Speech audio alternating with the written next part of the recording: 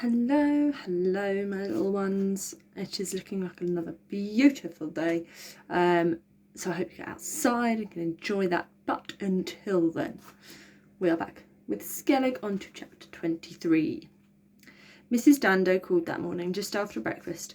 She came on her bike on her way to school. She said my mates were looking forward to seeing me again. They say you're the best tackler in the school, she said. Dad showed her all the work we'd done on the house.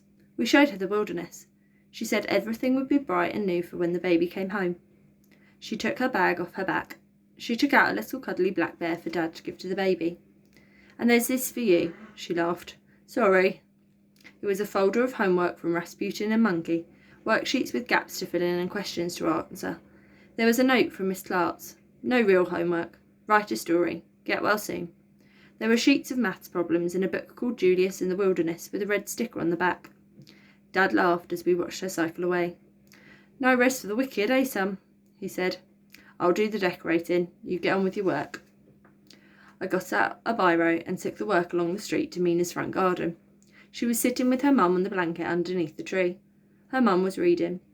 Mina was scribbling fast in a black book.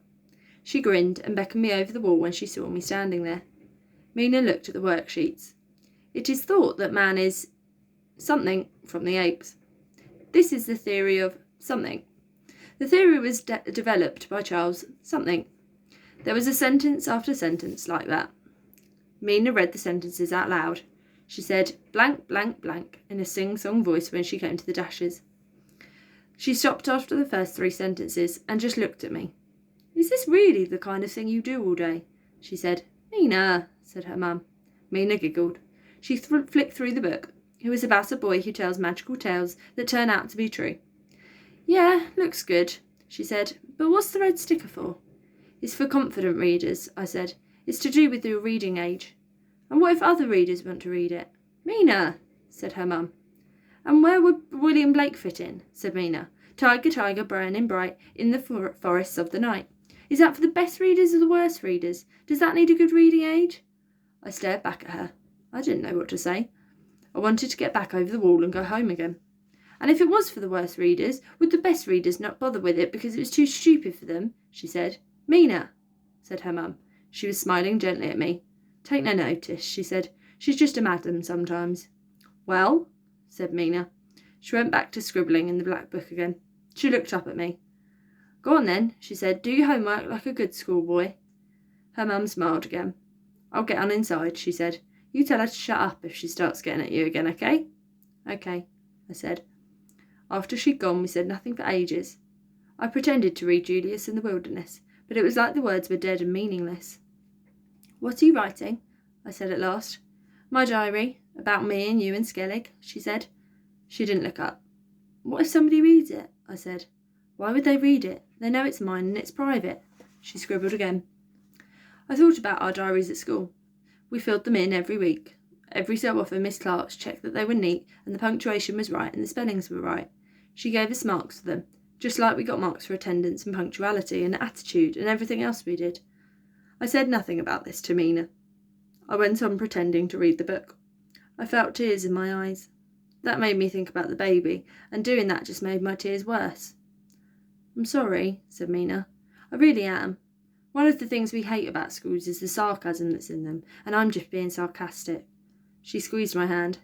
It's so exciting, she whispered. You, me and Skellig. We'll have to go to him. He'll be waiting for us. What should we take for him? Chapter 24. What is this place? I asked her as she opened the gate, and we stepped into the long back garden. We ducked down and hurried to the danger door. It was my grandfather's, she said. He died last year. He left it to me in his will. It will be mine when I'm 18. She turned the key in the lock. We're having it repaired soon, then we'll rent it out.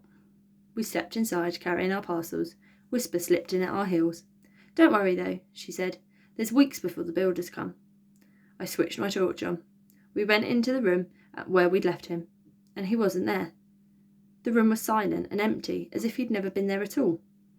Then we saw Mina's cardigan on the back door, behind the door, and the dead blue bottles on the floorboards, and we heard Whisper mewing from the stairs.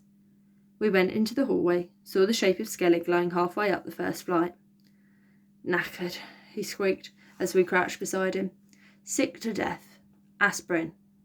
I fiddled in his pocket, took 2 of the tablets out and popped them into his mouth. You moved, I said. All on your own, you moved. He winced with pain. You want to go higher, said Mina. Yes, somewhere higher, he whispered. We left our parcels there, lifted him together and carried him to the first landing. He groaned and twisted in agony. Put me down, he squeaked. We took him into the bedroom with high white ceilings and pale wallpapered walls. We rested him against the wall.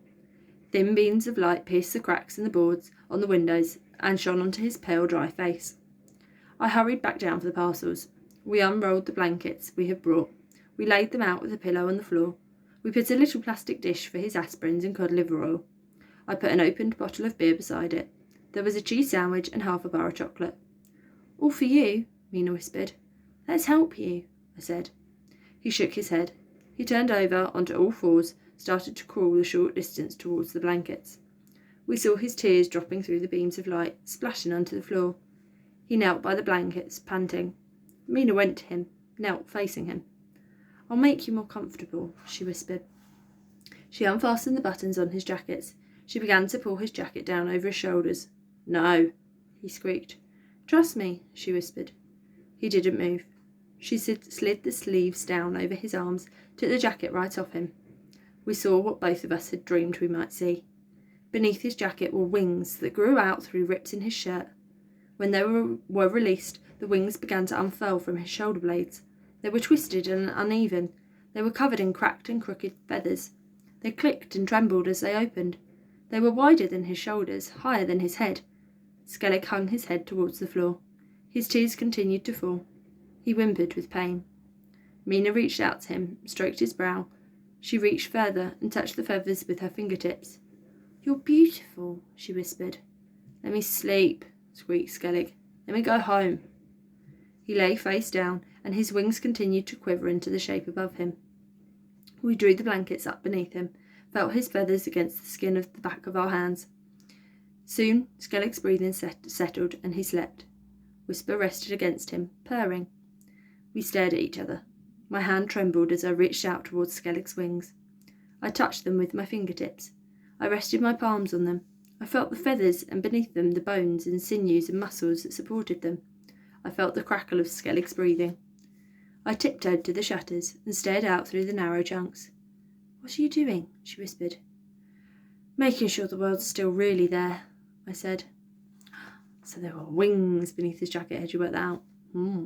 Right, okay, we'll leave it there. Have a fabulous weekend, and I will be back not next week. Next week's half term. So you've got to wait a whole week to see. So I will be back after half term with the rest of this. So have a lovely half term. Enjoy. Don't do work. Relax. Have fun. And I will see you again afterwards.